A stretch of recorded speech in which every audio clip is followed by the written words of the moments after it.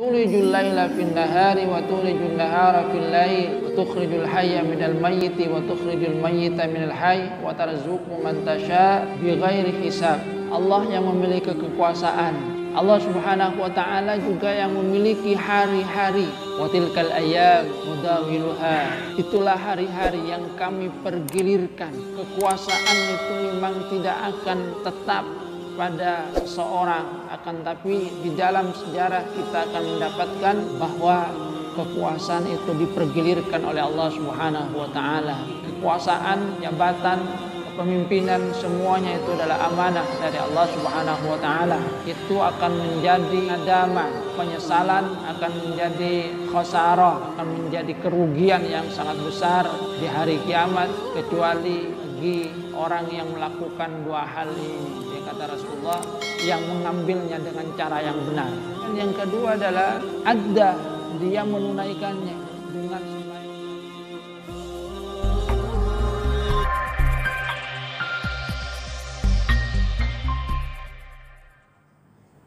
Assalamualaikum warahmatullahi wabarakatuh. Alhamdulillah. بنعمة الإيمان والإسلام وفضلنا على كثير ممن خلق تفضيلا. الحمد لله الذي هدانا لهذا وما كنا لنهتدي لولا أن هدانا الله. أشهد أن لا إله إلا الله وحده لا شريك له وأشهد أن محمدا عبده ورسوله لا نبي بعده. اللهم صل على محمد وعلى آل محمد كما صليت على إبراهيم في العالمين إنك حميد مجيد. اللهم بارك على محمد وعلى آل محمد كما باركت على آل إبراهيم في العالمين إنك حميد مجيد.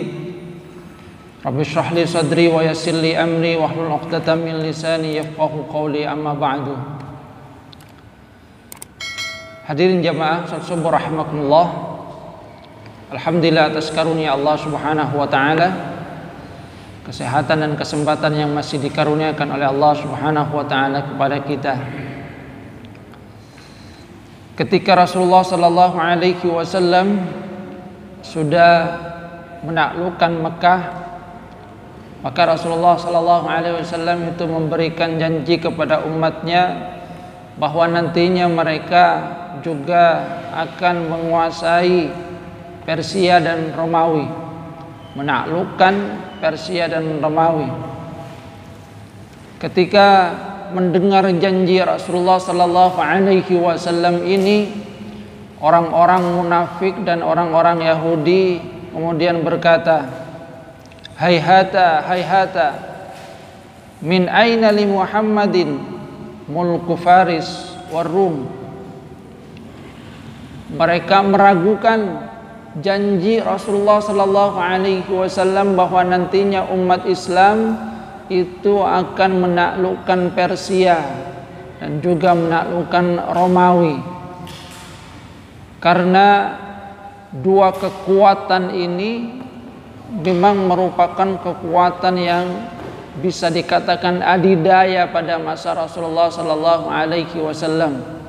Kerajaan yang besar, yang luas, kuat, sehingga dalam kacamata manusia tidaklah mungkin umat Islam yang jumlahnya sedikit itu akan bisa menaklukkan kerajaan Persia dan kerajaan Romawi yang pada waktu itu masih ada di puncak kejayaannya. Mereka berkata, "Hayhata, hayhata, jauh, sangat jauh ini. Bagaimana mungkin Muhammad ini akan menguasai Persia dan Romawi? Hum a'azzu wa amna'u min dzalik." Mereka itu lebih perkasa, lebih kuat. Alam yakfi Muhammad dan Makkah wal Madinah. Apa tidak cukup, kata mereka, bagi Muhammad Mekah dan Madinah?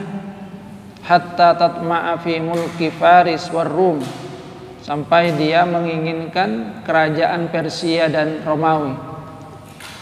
Maka kemudian Allah Subhanahu wa taala menurunkan firman-Nya, a'udzubillahi minasyaitonirrajim, qulillahumma malikal mulki tu'til mulka man tasha wa tanzi'ul mulka mimman tasha wa tu'izzu man tasha wa tudhillu man tasha biyadikal khair innaka ala kulli syai'in qadir tulijul laila fin nahari wa tulijun nahara fil lail wa tukhrijul hayya minal mayyiti wa tukhrijul mayyita minal hayy wa tarzuqu man tasha'u bighairi hisab. Katakanlah wahai Muhammad, Allahumma, ya Allah, malikal mulki, raja pemilik segala kekuasaan, tu'til mulka man tasha, engkau memberikan kekuasaan kepada siapa yang engkau kehendaki, wa tanzi'ul mulka mimman tasha, dan engkau juga mengambil kekuasaan dari siapa yang engkau kehendaki, wa tu'izzu man tasha wa tudhillu man tasha, engkau muliakan siapa yang engkau kehendaki dan engkau hinakan siapa yang engkau kehendaki, biyadikal khair, di tanganmu lah segala kebaikan, innaka ala kulli syai'in qadir, sesungguhnya engkau maha kuasa atas segala sesuatu. Di ayat ini Allah Subhanahu wa taala mengajarkan kepada Rasulullah sallallahu alaihi wasallam dan umatnya, sekaligus juga memberikan pelajaran bahwa kekuasaan yang sesungguhnya itu adalah milik Allah Subhanahu wa taala. Dan Allah Subhanahu wa taala yang berkehendak mau memberikan kekuasaan itu kepada siapa dan mencabut dari siapa. Karena kekuasaan itu adalah milik Allah Subhanahu wa taala, malikal mulki. Yang memiliki kekuasaan itu adalah Allah Subhanahu wa taala. Allah memberikan kekuasaan kepada siapa yang dikehendaki dan juga mencabut kekuasaan dari siapa yang dikehendaki. Ini pertama memberikan jawaban kepada orang-orang yang meragukan janji Rasulullah sallallahu alaihi wasallam bahwasanya nantinya umat Islam akan menguasai, menaklukkan kerajaan Persia dan juga kerajaan Romawi. Ya memang pada waktu itu dua kerajaan ini adalah kerajaan yang sangat kuat, pasukannya besar, banyak, dengan persenjataan yang canggih pada masanya.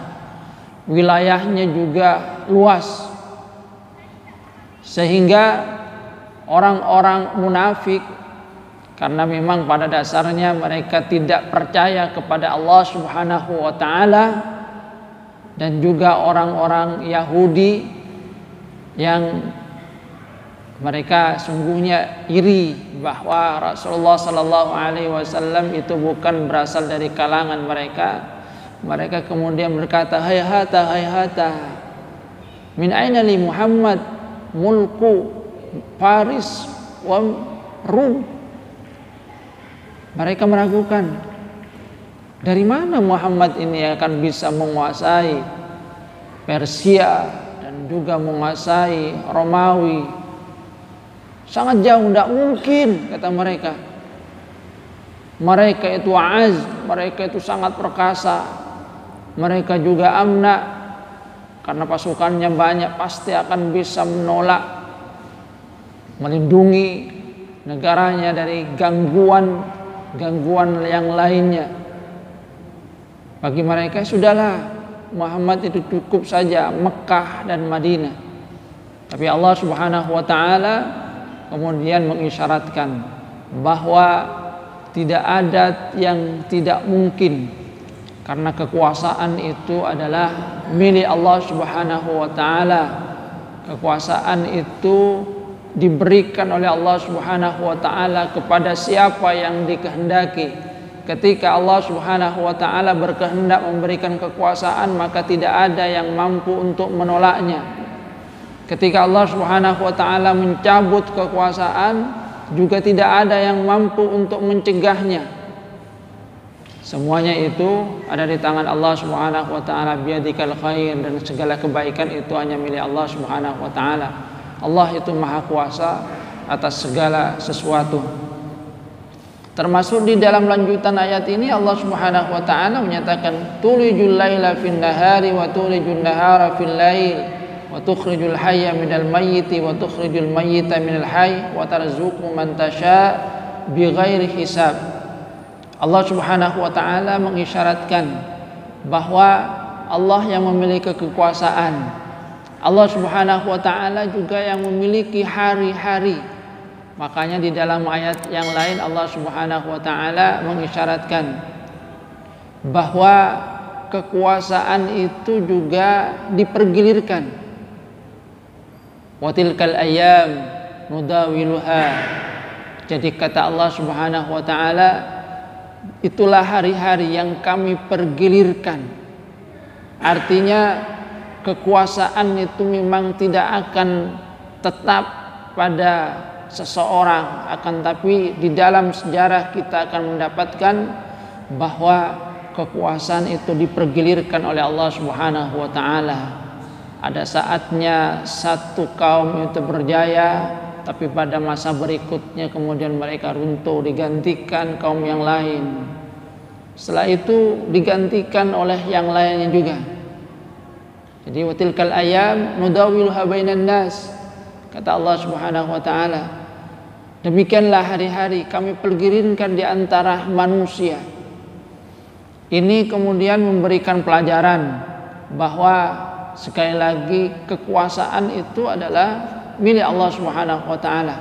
Allah Subhanahu wa taala yang memiliki kekuasaan memberikan kepada siapa yang dikehendaki, mencabut dari siapa yang dikehendaki. Hari-hari itu dipergilirkan oleh Allah Subhanahu wa taala.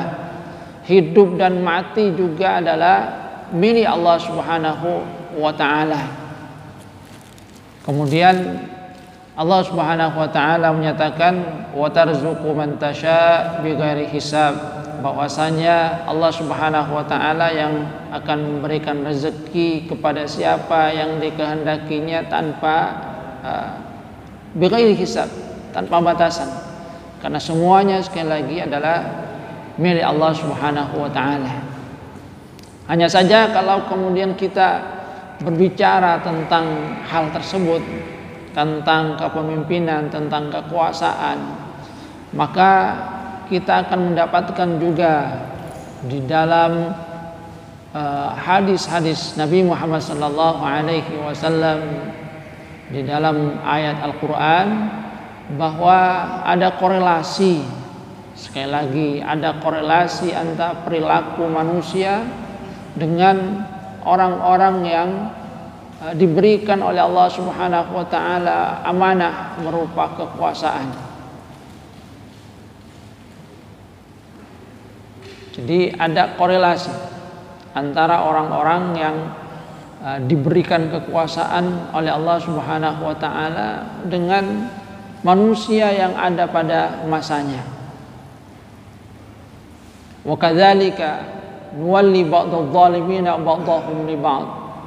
Allah Subhanahu wa taala mengisyaratkan demikianlah kami berikan kekuasaan bagi orang-orang yang zalim atas sebagian mereka yang lainnya. Yang ketika Al-A'mash ditanya tentang ayat ini, beliau katakan bahwasanya perilaku pemimpin itu biasanya akan sama, mirip dengan perilaku orang-orang yang dipimpinnya.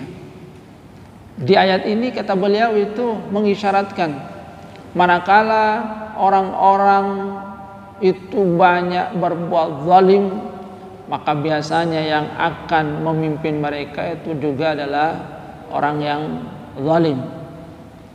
Yang isyarat sebaliknya, manakala kita menginginkan pemimpin yang baik, maka hendaklah dimulai dari bagaimana memperbaiki diri kita sendiri. Jadi memperbaiki akhlak dari rakyatnya.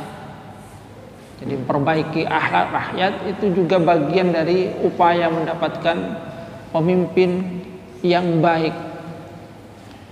Artinya apa?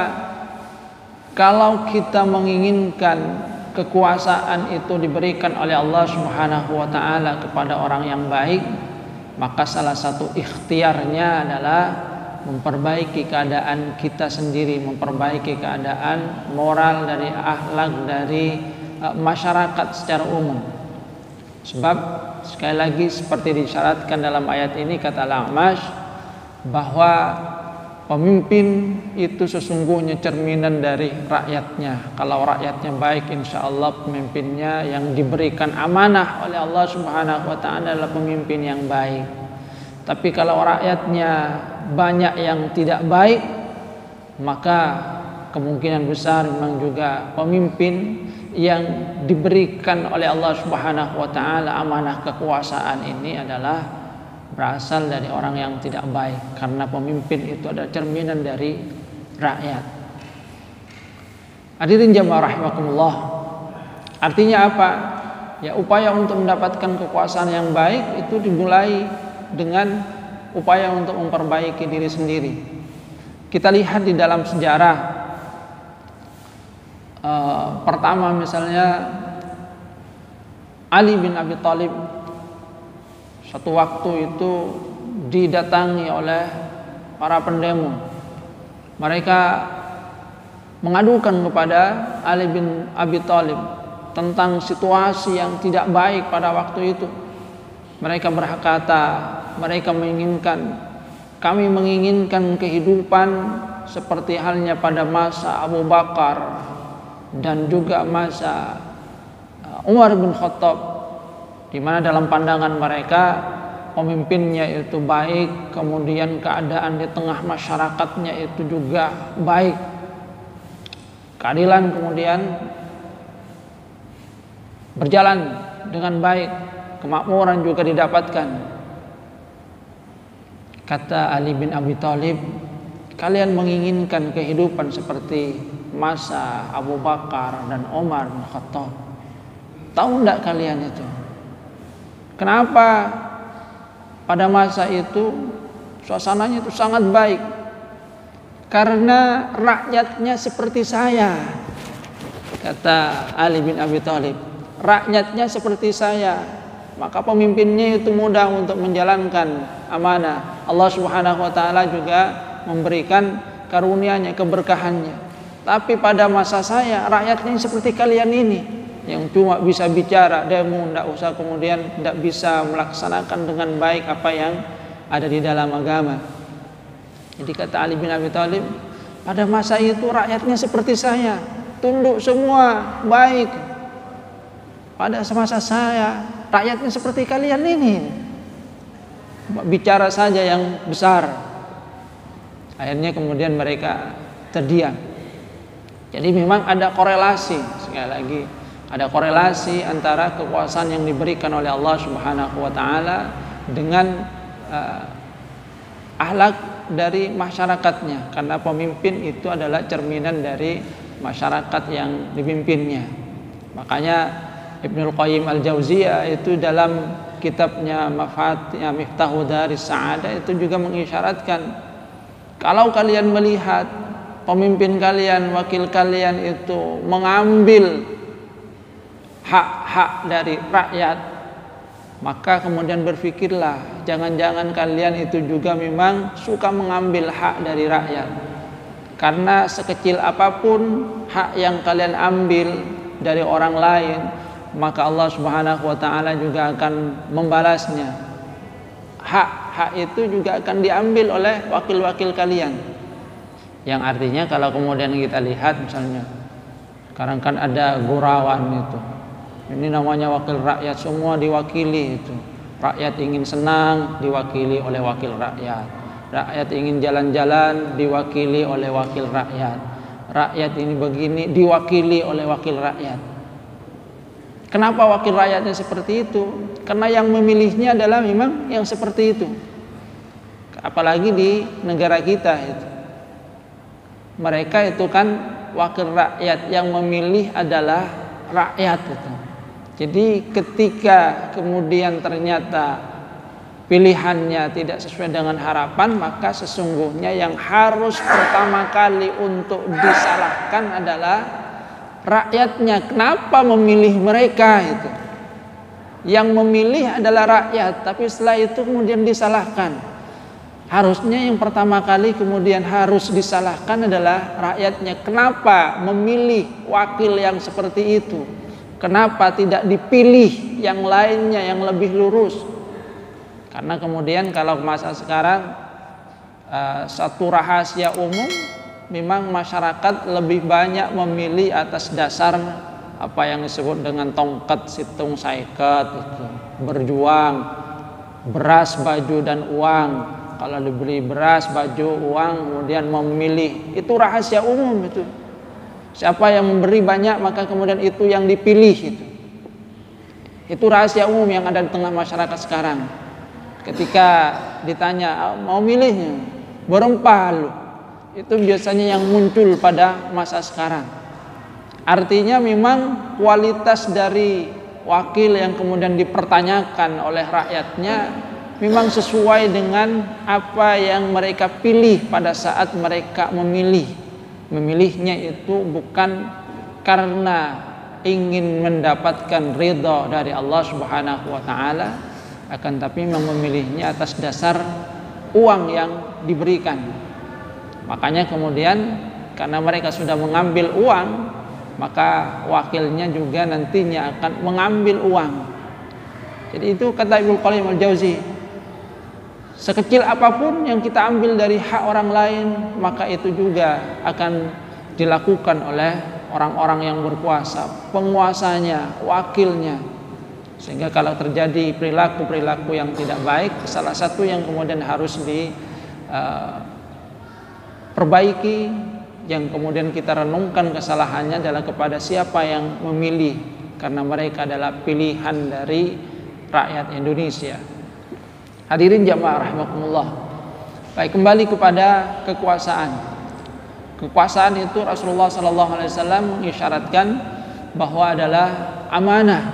Jadi yang namanya jabatan, yang namanya kekuasaan, kepemimpinan, semuanya itu adalah amanah. Makanya ketika Abu Dzar itu menginginkan dari Rasulullah SAW untuk diberikan satu jabatan, Rasulullah SAW mengisyaratkan, wahai Abu Dzar, kamu itu lemah, kamu tidak akan mampu untuk mengembannya.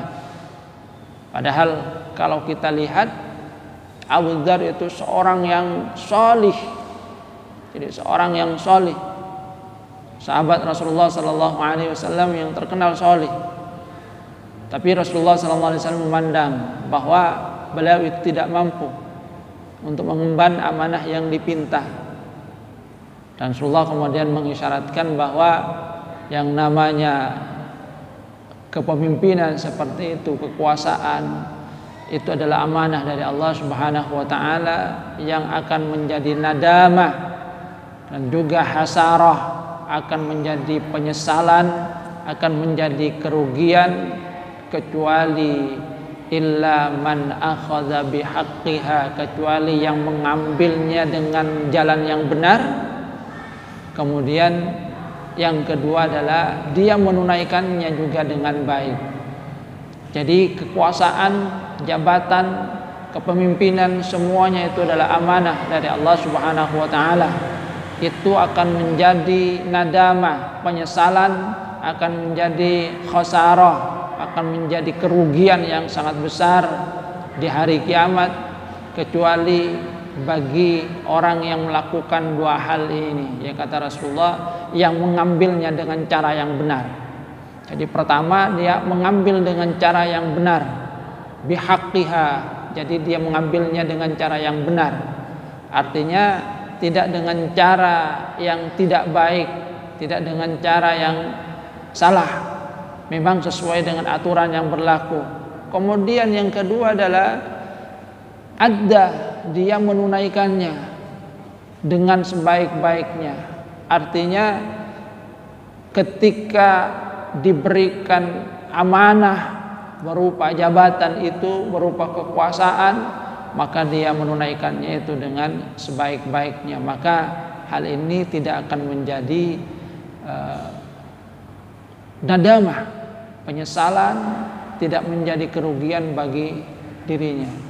Tapi sebaliknya, kalau dia mengambil dari jalan yang salah, dia kemudian tidak mau untuk menunaikannya dengan sebaik-baiknya karena niat dari awal itu memang bukanlah untuk menunaikan amanah itu, tapi hanya sekedar untuk memperkaya dirinya, untuk menjadikan dirinya berkuasa, maka nantinya itu akan menjadi nadamah, penyesalan, akan menjadi khosarah, menjadi juga kerugian yang sangat besar bagi dirinya nanti di hari kiamat. Hadirin jamaah rahimakumullah. Jadi kekuasaan itu diberikan oleh Allah Subhanahu wa taala bagi siapa yang dikehendakinya. Kekuasaan itu juga akan diambil bagi siapa yang dikehendakinya. Hanya saja kalau kemudian kita melihat dalam sejarah umat Islam, memang sekali lagi umat Islam itu di masa kejayaannya meraihnya memang dengan pendekatan yang baik, dengan keimanan kepada Allah Subhanahu wa taala.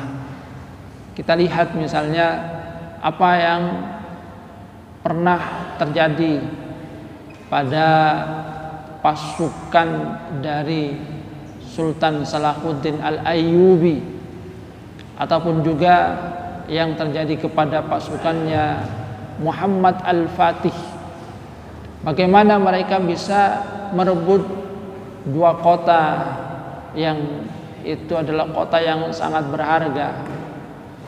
Pasukan dari Salahuddin Al-Ayyubi itu merebut Yerusalem, sedangkan pasukan Muhammad Al-Fatih itu merebut Istanbul, Turki. Ternyata kalau kemudian kita lihat, mereka itu memang tidak hanya sekedar melandaskan perjuangan mereka dengan kekuatan fisik semata. Jadi tidak hanya kemudian membanggakan kekuatan fisik, akan tapi juga pendekatan lewat jalur keimanan kepada Allah Subhanahu wa taala. Kalau saya amati karakter dari dua pasukan ini sama. Mereka adalah pasukan-pasukan yang memang terlatih secara fisik, dipimpin oleh pemimpin yang baik. Jadi dipimpin oleh pemimpin yang baik.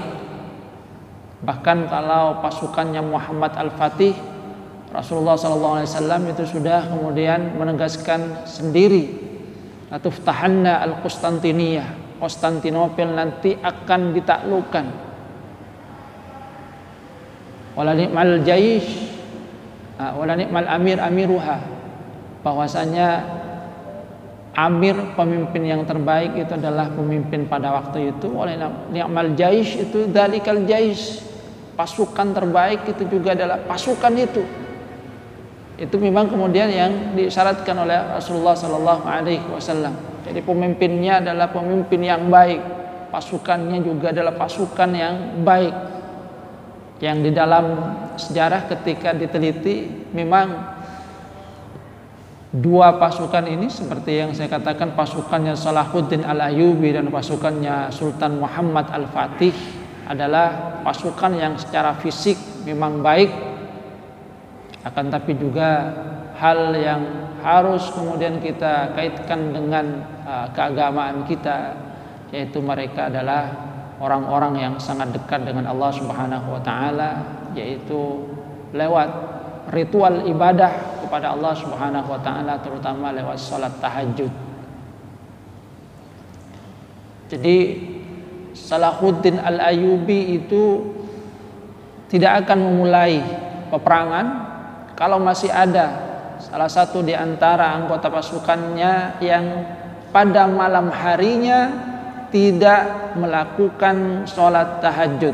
Jadi kalau ada di antara pasukannya yang ternyata malam harinya lalai, terlupa dari sholat tahajud, maka Salahuddin Al-Ayyubi itu menunda peperangan. Kenapa? Pasukannya belum siap. Belum siap dalam hal ini, kekuatan spiritualnya belum terhubung dengan Allah Subhanahu wa taala. Demikian juga pasukan Sultan Muhammad Al-Fatih. Dalam sejarah yang saya baca, mereka memang dipilih dari pemuda-pemuda terbaik. Secara intelektual mereka itu adalah orang-orang yang memang cerdas, di atas rata-rata waktu itu. Memang merupakan pemuda-pemuda pilihan, intelektualnya bagus, fisiknya itu juga bagus, dilatih dengan baik. Dan hal yang kemudian harus juga diingat, mereka adalah pemuda-pemuda yang memang dekat dengan Allah Subhanahu wa taala, yang juga tidak pernah meninggalkan sholat tahajud. Jadi memang ada kaitan kalau kemudian kita hubungkan dengan agama kita, bahwa kekuasaan itu diberikan oleh Allah Subhanahu wa taala kepada siapa yang dikehendaki, maka kemudian mintalah kekuasaan itu kepada Allah Subhanahu wa taala. Hidup dan mati juga diisyaratkan oleh Allah Subhanahu wa taala di dalam ayat ini adalah milik Allah Subhanahu wa taala. Allah Subhanahu wa taala yang menghidupkan, yang mematikan. Kemuliaan itu juga diberikan oleh Allah Subhanahu wa taala. Tu'izzu man tasya wa tudhillu man tasya. Allah Subhanahu wa taala yang memberikan kemuliaan. Di mana kalau kemudian kita lihat di dalam ayat Al-Qur'an, kemuliaan di sisi Allah Subhanahu wa taala itu adalah bagi orang-orang yang beriman kepada Allah Subhanahu wa taala. Kita lihat di dalam surat Al-Munafiqun, di mana mereka mengatakan bahwa kalau kembali maka yang namanya kekuasaan itu, kemuliaan itu adalah milik mereka. Tapi Allah Subhanahu wa taala mengisyaratkan bahwa walillahil izzatu walirasulihi walil mu'minin, bahwa yang namanya kemuliaan, kekuatan yang sebenarnya itu adalah milik Allah, milik Rasul, dan milik orang-orang yang beriman. Artinya sekali lagi, kemuliaan yang sebenarnya itu adalah dari Allah Subhanahu wa taala, diberikan oleh Allah Subhanahu wa taala kepada orang-orang yang beriman, kepada orang-orang yang percaya kepada Allah Subhanahu wa taala. Jadi meraih kekuasaan kalau kita lihat di dalam sejarah Islam adalah dengan mensandarkan diri kepada Allah Subhanahu wa taala, yang setelah itu dilakukan dengan baik. Jadi amanah itu kemudian ditunaikan dengan baik.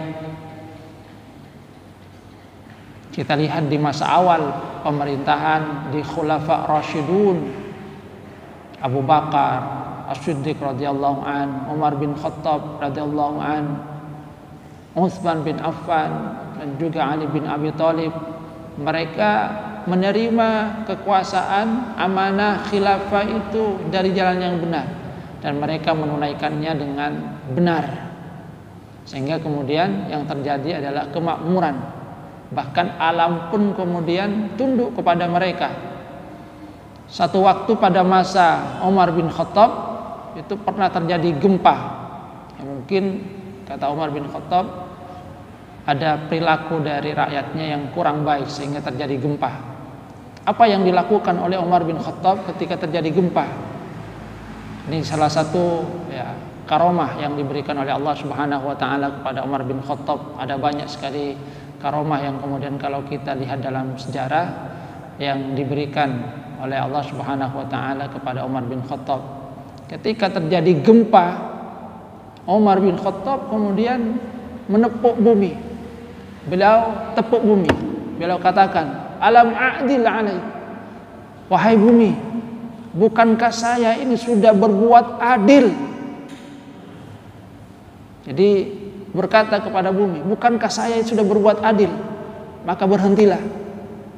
Dan ternyata memang, karena memang Umar bin Khattab menjalankan amanah Allah Subhanahu wa taala dengan baik, gempa yang terjadi itu kemudian ketika ditegur oleh Umar berhenti.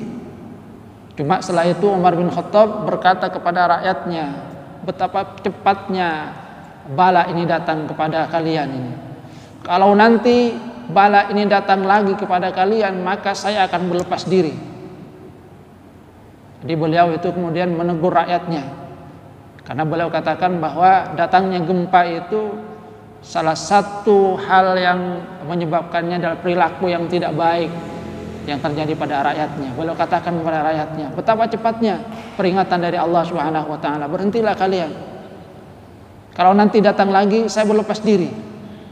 Karena sebelumnya Umar bin Khattab itu kemudian ya berdialog dengan bumi. Bukankah saya sudah berbuat adil? Jadi kata Umar, saya berbuat adil sudah kepada kamu. Dan ternyata bumi kemudian diam ketika diajak dialog oleh Umar bin Khattab. Pemimpin yang adil itu juga akan memberikan pengaruh yang sangat besar terhadap lingkungannya juga. Pada masa Umar ibnu Abdul Aziz, salah seorang keturunan dari Umar bin Khattab yang juga menjalankan amanah dengan baik, dia juga mendapatkannya dengan cara yang baik tadi. Jadi dipilih tidak lewat perebutan kekuasaan, dan ketika mendapatkan amanah ini beliau itu menjalankan dengan baik. Ada banyak kisah tentang bagaimana Umar bin Abdul Aziz itu menjalankan kekuasaannya dengan sebaik-baiknya. Bahkan dalam satu kisah itu kan bagaimana putranya sendiri datang ingin bicaranya tentang kepentingan pribadi. Maka oleh Umar kemudian lampunya dimatikan. Loh, kata anaknya, kenapa ayah? Lampu ini diberi dari uang negara. Kamu dengan saya mau membicarakan kepentingan pribadi, bukan tentang kepentingan negara. Jadi tidak pantas kita pakai ini. Jadi memang adil menjalankan kekuasaan dengan sebenarnya. Maka di masa itu kemudian keberkahan terjadi. Bahkan Umar bin Abdul Aziz itu bukan hanya disegani oleh rakyatnya, sampai binatang pun itu segan. Di dalam sejarah diceritakan bahwa serigala pada masa Umar bin Abdul Aziz itu tidak berani untuk memangsa kambing. Maka para penggembala pada masanya itu tenang, mereka tidur-tiduran. Karena mereka tahu serigala itu tidak akan mau mangsa, takut. Jadi takut. Jadi artinya auranya kemudian juga sampai kepada binatang-binatang yang ada. Nah, satu waktu seorang pengembala melihat bahwa dombanya itu dimakan serigala. Dia katakan, innalillahi wa inna ilaihi raji'un. Ini pasti Umar, Khalifah Umar pasti sudah meninggal. Dan ternyata memang benar, Khalifah Umar pada waktu itu sudah meninggal dunia. Sehingga kemudian itulah yang terjadi. Serigala yang sebelumnya tidak tidak berani untuk memangsa domba, pada waktu itu kemudian kembali memangsa domba. Jadi itu dilihat oleh salah seorang pengembala, dilihat bahwa dombanya itu dimakan oleh serigala. Innalillah, katanya. Dia katakan, kenapa? Karena selama ini dia aman. Ketika melihat bahwa dimangsa oleh serigala, dia katakan ini pasti Umar bin Abdul Aziz sudah meninggal dunia. Dan ternyata memang benar, Umar bin Abdul Aziz kemudian meninggal dunia. Di kepemimpinan yang kita lihat di dalam sejarah umat Islam ya dilakukan dengan baik, maka yang terjadi adalah keadilan, yang terjadi adalah kemakmuran. Auranya itu bahkan sampai kepada binatang sekalipun. Hadirin jamaah rahimakumullah. Kemudian di lanjutan ayat itu Allah Subhanahu wa taala mengisyaratkan bahwa al-ayyam tadi milik Allah Subhanahu wa taala dipergilirkan kepada siapa yang dikehendaki, ya, sesuai dengan hikmahnya masing-masing, termasuk juga mati dan hidup itu juga ada di tangan Allah Subhanahu wa taala. Dan bagi siapa yang yakin, maka pasti mereka akan meyakini bahwa memang yang namanya kematian itu hanya dari Allah Subhanahu wa taala. Ada satu cerita, Anas bin Malik, seorang sahabat Rasulullah sallallahu alaihi wasallam, suatu waktu dicari oleh pasukan Al-Hajjaj. Jadi pasukannya Al-Hajjaj, seorang penguasa yang sangat kejam. Dihampiri ke rumahnya, kemudian dibawa oleh pasukannya. Sampai di sana beliau menegur Al-Hajjaj tentang kelakuan yang tidak baik. Maka kata Al-Hajjaj, kamu tahu apa yang saya mau lakukan kepada kamu? Enggak, saya tidak tahu. Saya akan bunuh kamu dengan cara yang sangat menyakitkan. Apa kata Anas bin Malik? Beliau katakan sesuai dengan keyakinan yang dimilikinya, seandainya saya tahu bahwa mati dan hidup saya itu ada di tangan kamu, pasti saya sembah kamu, tidak usah menyembah Allah. Jadi dia katakan, andai saya tahu bahwa kematian saya itu ada di tangan kamu, bukan di tangan Allah, saya sembah kamu, tidak usah menyembah Allah. Setelah itu oleh Al-Hajjaj kemudian dilepas. Pasukannya kemudian bertanya, wahai Al-Hajjaj, kenapa dilepas? Padahal kami itu sudah lama mencarinya. Setelah ketemu sampai ke sini malah dilepas. Apa yang dikatakan oleh Al-Hajjaj? Pada saat dia berbicara tadi, di kedua pundaknya itu ada singa yang siap menerkam saya. Seandainya saya melakukan apa-apa, mungkin dua singa itu pasti akan menerkam saya. Maka kemudian dilepaskan oleh Al-Hajjaj. Satu keyakinan dari sahabat Rasulullah sallallahu alaihi wasallam tentang hidup dan mati, walaupun kemudian berhadapan di hadapan penguasa yang jahat pada waktu itu. Allah Subhanahu wa taala yang memiliki, yang menguasai tentang hidup dan mati. Hidup dan mati itu juga ada di tangan Allah Subhanahu wa taala. Hadirin jamaah rahimakumullah, intinya dari apa yang kita bicarakan bahwa kekuasaan itu adalah amanah yang diberikan oleh Allah Subhanahu wa taala. Perilaku pemimpin itu adalah cerminan dari orang yang dipimpinnya. Sehingga kalau kita menginginkan pemimpin yang baik, mari kita berusaha untuk memperbaiki diri kita, ya dari diri kita sendiri, keluarga kita, masyarakat kita, sehingga dengan demikian kita berharap bahwasanya Allah Subhanahu wa taala akan memberikan kekuasaan kepada orang yang diridhoi oleh Allah Subhanahu wa taala. Dan yang ketiga, bahwa yang namanya kekuasaan itu dipergilirkan oleh Allah Subhanahu wa taala. Tidak ada yang abadi. Hari ini mungkin seorang berkuasa, tapi besoknya akan diganti orang yang lain. Sehingga artinya karena kekuasaan itu milik Allah, Allah memberikan kepada siapa yang dikehendaki dan mencabut dari siapa yang dikehendaki. Maka bagi mereka yang diberikan amanah kekuasaan, janganlah bersewenang-wenang, jangan kemudian takabur, karena semua itu adalah milik Allah Subhanahu wa taala. Allah Subhanahu wa taala berkehendak, Allah Subhanahu wa taala kuasa untuk mengambilnya kapan saja dan memberikan kepada siapa yang dikehendaki.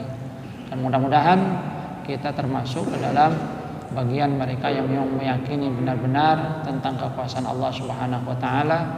Dan kita berdoa mudah-mudahan ya kita mendapatkan pemimpin yang baik, kita juga mendapatkan suasana yang baik di dalam kehidupan kita, sehingga kita mudah untuk menjalankan ketaatan kepada Allah Subhanahu wa taala. Kurang lebihnya mohon maaf. Wabillahi taufiq wal hidayah wal ridwan inayah. Subhanakallahumma bihamdika asyhadu an la ilaha illa anta astaghfiruka wa atubu ilaik. Assalamualaikum warahmatullahi wabarakatuh.